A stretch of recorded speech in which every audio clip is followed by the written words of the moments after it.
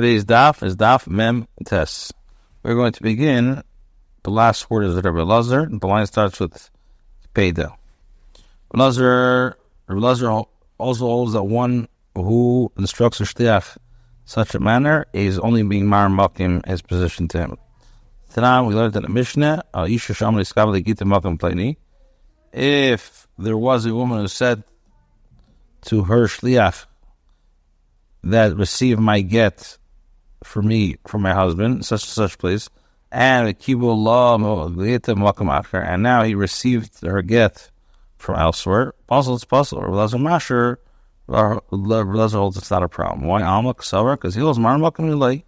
She's merely indicating a place to him where he can receive the get, but she does not insist that he accepts in that particular spot. Amar Ola says machlekes b'shevach moment. The machlekes is the Mishnah between the Tanakama and Shimon is only where he misled her with enhanced monetary value. He gave her something worth more than the item he had made it tonight. Al b'shevach yuchsin, but if he misled her with enhanced lineage, so that she was under the impression that his yichus was less impressive than in fact, everybody holds in that she's my type of Misani Dadav Mikarli Bainan. Everyone agrees that she's not Mekudesh because the woman says, I do not desire a shoe that is larger than my foot. She doesn't want to be married to a man whose social standing is far greater than her own. If he misled her with the yichus, then she's not Mekudesh. Rashi says, the wording in the Mishnah is also precise. What does the Mishnah say? What do we say? That if he was Mekadosh to a woman on a condition that I'm a Kayin and he was a Levi, or Levi is a Kayin, so in all these cases, Shimon does not disagree with this ruling. It's mashal that if one misled a woman with regards to yichus, Shimon concedes that she's not Mekudesh. Maskler of Rashi. So I asks a question of if a person is Mekadosh a woman and states that the Kidushin, a condition that I have a grown daughter or a maid servant and he does not have one, or the Shevach Mamin who Pligi.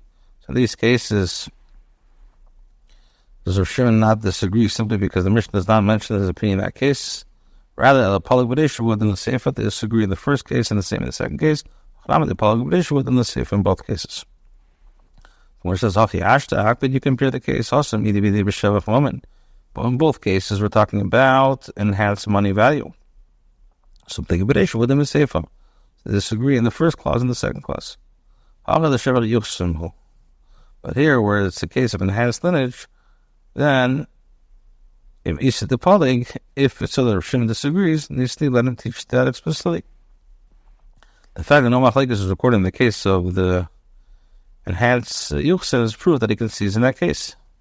If you wish to say that, here too, the issue of a daughter or a maid servant involves a shevet yuchsin, and you have to understand as a my do you maintain that, which is the meaning of the statement that he has a grown daughter and maid servant, that she's actually grown, so that he can be of help to his wife? So that doesn't mean that.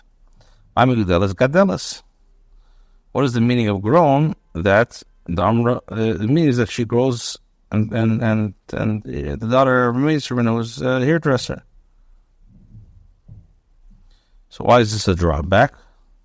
She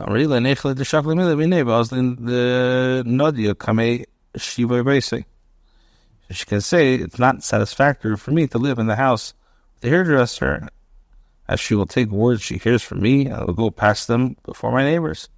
In other words, she's going to be a gossiper. This concern is more keen to matter of yuchsin than money.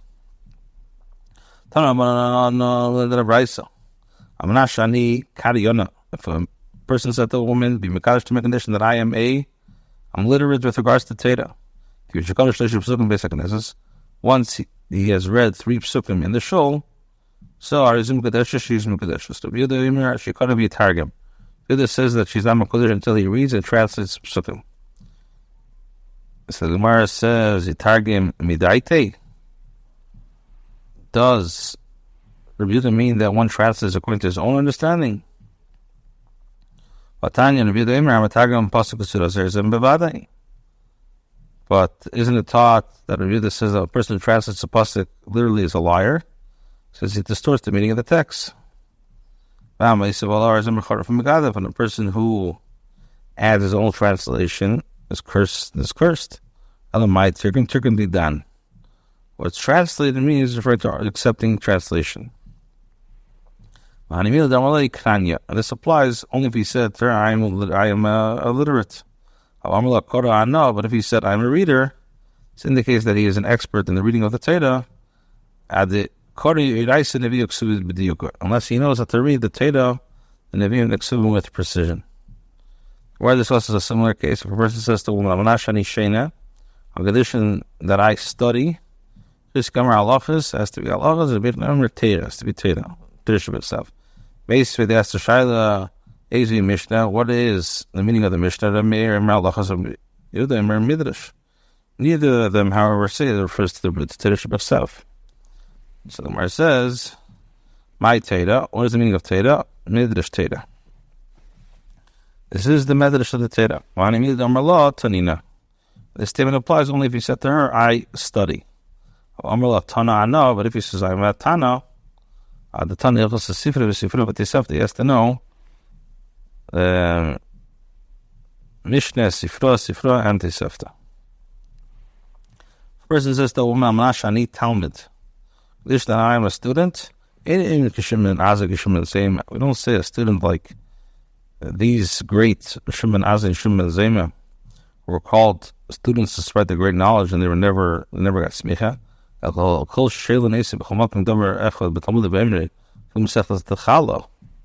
Rather, it means that anyone who says, when he's asking any matter in any topic of the studies, and he can say what he learned, and this suffices even if the statement was in the Masechet Kala.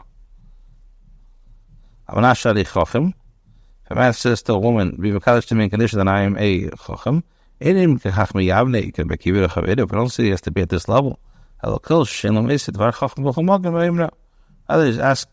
asked about a matter of wisdom of any topic, and he can say what he has learned. The person says to a woman, a condition that I am strong. We don't say that he has to be at this strength. Rather, it means that anyone whom others are afraid due to his strength. If a person says a condition that I am wealthy, we say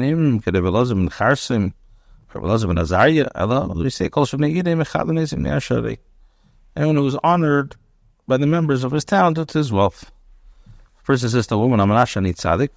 I am righteous. I feel the Rasha Gomer, even if he is a complete Rasha, Mukadeshus.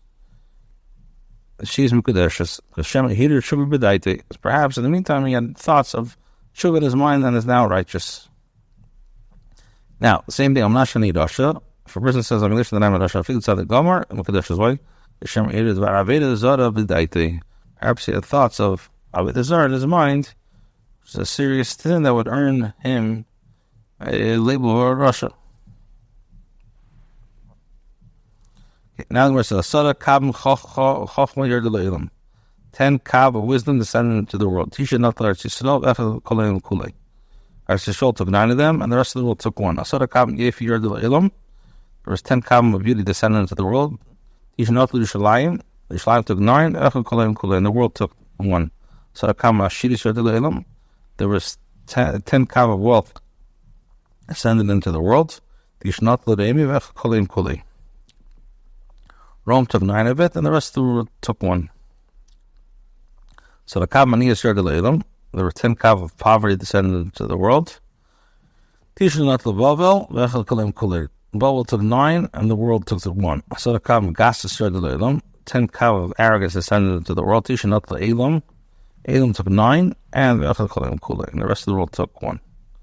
Gasas the Babel and Nechis, but the arrogance not descended to Babel. Stein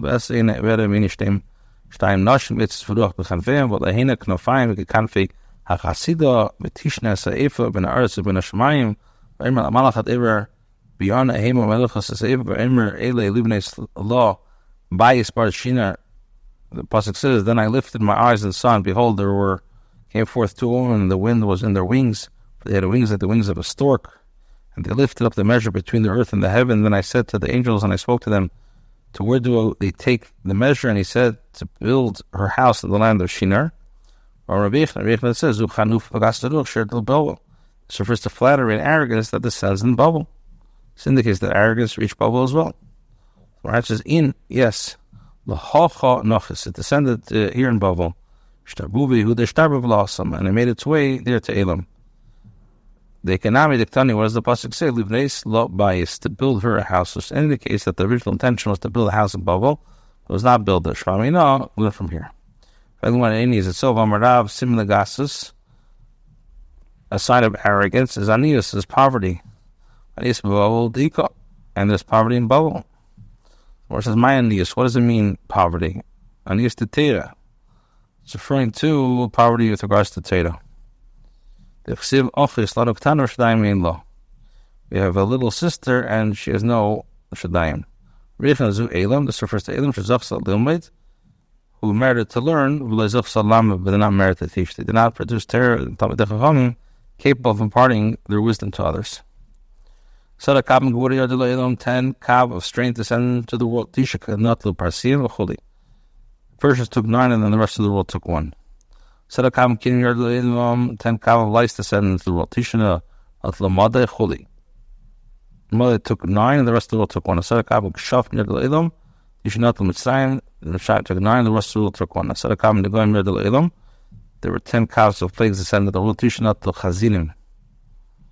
And in other words, they have a disease, and the chazinim took 9, and the rest of the world took 1. Asara kabim znus yard elam. There were 10 asara kabim of znus descended to the world. If not the Arabia. The Arabia took 9, and the rest of it took 1.